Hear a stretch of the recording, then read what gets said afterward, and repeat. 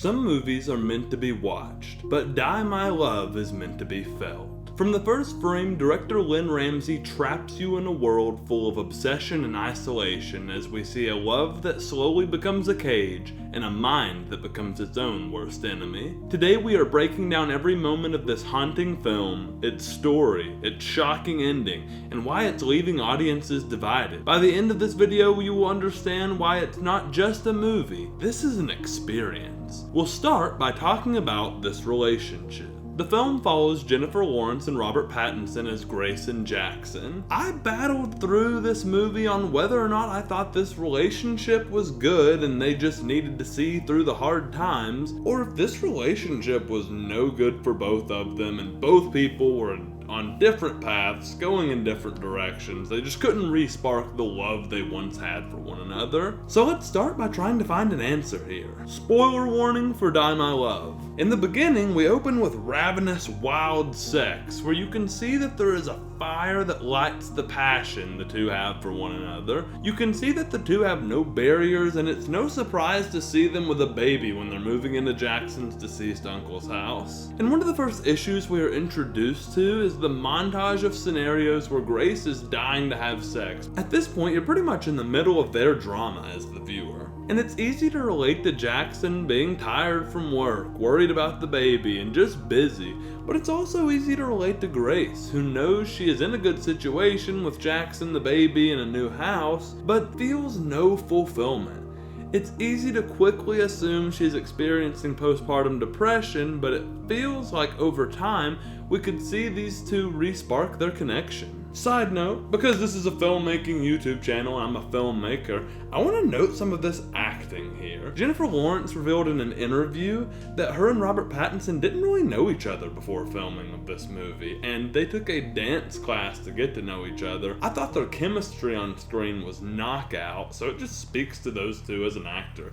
So, another tangent. Thought it was really cool to see Robert Pattinson say that Sissy Spacek kind of starstruck him as she plays his mother in the film. But these probably end up being some of my favorite performances of the year, and I may be a little biased because Robert Pattinson's probably a top 3 actor for me, and Jennifer Lawrence might be my favorite actress. She's just amazing, and they're amazing in these roles together. Diving back in, we get to see the tension in this relationship, and it does nothing but rise throughout the movie. Things get worse when Jackson shows up with this dog, and this was not a good dog.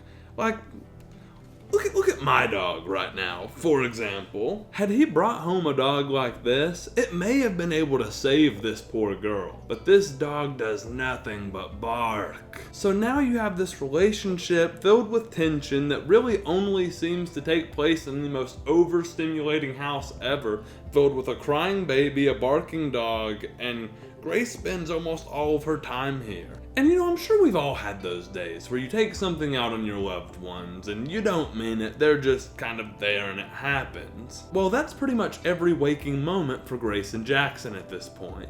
He hates that she has stopped upkeeping the house, she hates that he is so tired all the time, and these little things just continue to stack. And we see Grace is becoming more and more done with the whole song and dance of it all as she hears how Jackson talks to his waitress when they're talking on the phone, and she finds and questions the condoms in his truck. And I will say, I love that the film never confirms or denies that Jackson is cheating on Grace. While it definitely seems that he is, there's also that sliver of maybe she's just in such a bad place that she's imagining the worst outcomes possible and we're seeing it through her perspective. Their back and forth with each other just creates nothing but dread. And you see that that's pretty much where their relationship is, despite attempts to move past their problems like marriage, time with friends and family, and rebuilding their love. And the marriage scene was awesome, by the way. But they are truly trapped in this, and this is shown to us by the aspect ratio of the film and just the cinematic style as a whole. They really try to lock you in this house with these characters at times. And I see a lot of people criticizing this movie as you just follow their failing relationship and her madness to its end. And I just think if this isn't your type of movie, that's fine, but if you can relate to this film on any level at all, I think it's just beautifully sad. I'm fine, by the way. Maybe.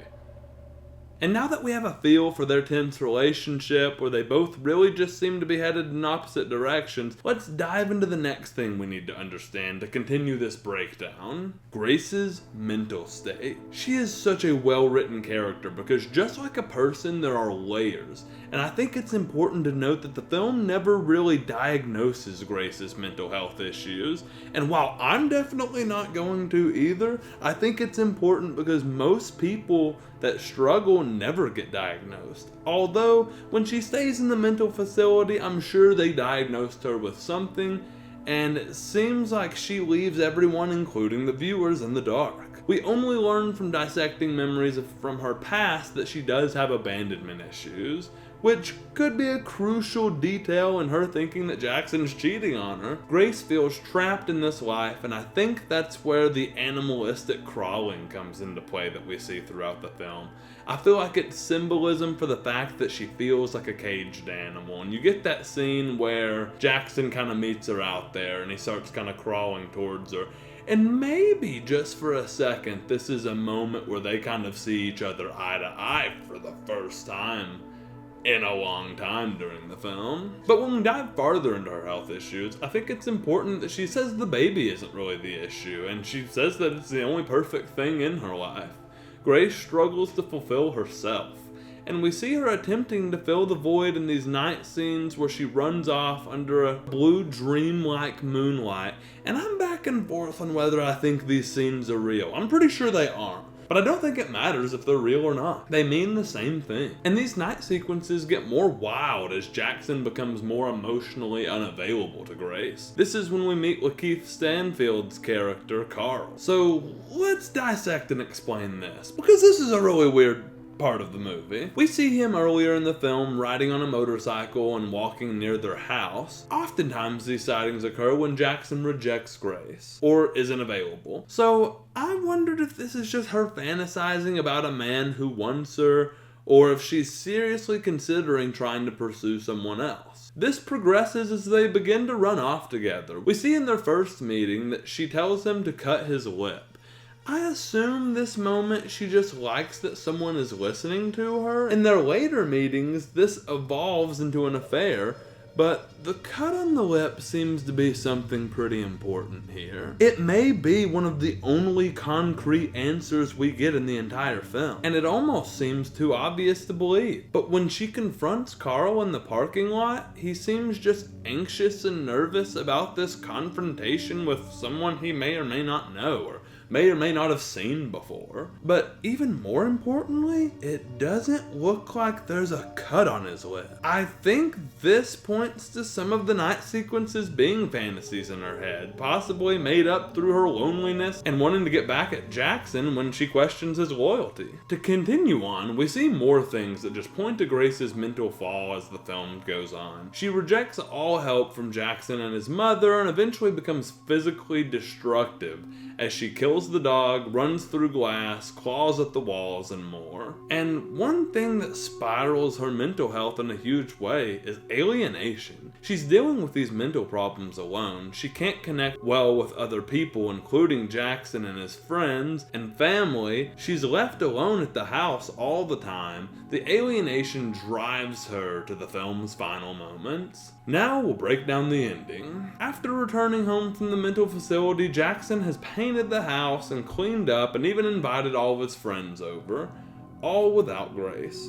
I believe she feels like things got better when she left, although it was probably intended to be a good thing for her. As Grace begins her freak out at the party, Jackson's mother pretty much just gives her permission to leave. In a way, she sets Grace free and encourages Jackson to let her go. Jackson, who for the longest time refuses to give up on her throughout the movie, follows her. She walks deep into the forest and she begins to burn her book that she had tried to write. And the forest scene becomes metaphorical, while I do believe it's meant to be taken literally as well. When she burns the book, I think she's saying goodbye to her old life she had been pondering giving up or trying to pursue. In a way, she burns down this world that she's created, but as we can see in the forest, forest, she's burning down her own world as well. As he gets deeper in the woods, Jackson watches Grace walk into the burning forest she has created, and eventually he stops. He lets go of the love he had been trying to save, and lets Grace end her suffering. Now, I haven't really mentioned the horrid scene of her killing the dog but once, and I didn't really talk about it. Well, I've saved it for now. After their accident, the dog is seemingly hurt. He whelps through the night, and Grace tells Jackson something he loves is in pain, and he needs to put it out of its misery. I believe this moment foreshadows how they feel at the end of the film. She's telling him to do that to her, essentially. And with that, we're left to assume that Jackson made it out, raised the baby with help from his mom, and the characters move on without Grace. It's a really sad ending, but I just feel like this is the ending Grace seems to want, and it's just kind of, what gets me is just seeing how defeated the human spirit can get. And if I had to score this movie out of 10, it's gonna be way higher than everybody else's score. I connected with this movie. I thought it was really emotionally driven, and I thought that while it goes extreme in a lot of places, I thought it lived in reality in a weird way. So I'm gonna give this movie an 8.5 out of 10. It made me feel terrible, and it was awesome. Let me know some of your theories down below in the comments. Not saying everything I've spewed out here is complete truth and is right. I just think, this is how I interpreted the film without, looking up all the answers. I definitely did my research, dug into it. I have some thoughts from the cast and the director in this video, but I think in these art films, a lot of it does come down to your own interpretation because we don't get many answers throughout the film. But I would love to see why people do like this film or why you don't like this film. I thought it was really cool, and I know not everyone else thinks that right now. So if you've made it this far into the video, go ahead and drop a like and subscribe to Studio 24. We're a filmmaking YouTube channel. I'm going to be here breaking down movies. I'm making films as well. Right now I'm working on a horror film that we are about to get started shooting, and I cannot wait. I want everyone to come back and see it, but go, in the meantime, watch some other content that we've made. I've got a Frankenstein video coming out soon in the brand new film. We've talked tons of other movies that I'll flash up on the screen for you right now. But give some more Studio 24 content some watch, it'd really help us out. I haven't sat here and made a video in a while. I've kind of been doing other things and kind of found myself half in, half out, and decided it's time to get back on the horse. Make some Studio 24 content and chase a dream. So if you're sitting on the fence out there somewhere, go chase your dream.